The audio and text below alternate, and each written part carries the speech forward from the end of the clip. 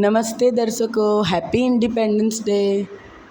ચલો આજે આપણે મિક્સ દાળ બનાવવાના છીએ. એના માટે મેં 4 દાળો મિક્સ કરી છે. તમારે બીજી કોઈ લેવી હોય તો પણ લઈ શકો.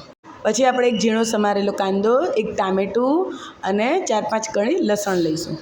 ત્યારબાદ કુકરમાં તેલ લઈને તેમાં રાઈ અને લસણ નાખીશું. લસણ થોડું થઈ જાય એટલે તેમાં કાંદા અને ટામેટાં નાખીશું અને એને 2-3 મિનિટ સાંતળવા દઈશું. પછી આપણે એમાં લાલ મરચું,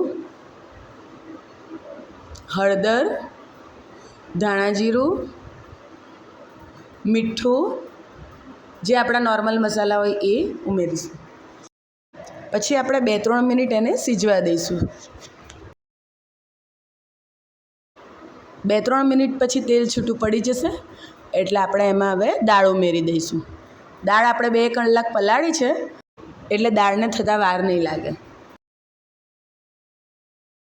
પછી આપણા બધાના ઘરમાં જે રીતે દાળ ખવાતી હોય એ રીતે આપણે એમાં પાણી એડ કરીશું અને ઢાંકણ બંધ કરીને 3 થી 4 સીટી થવા દઈશું.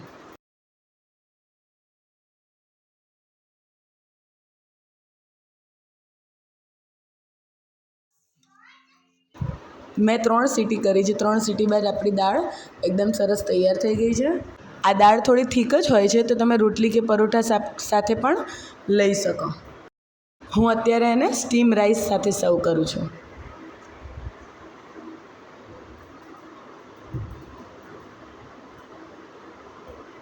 Thank you for watching. Har Har Mahadev.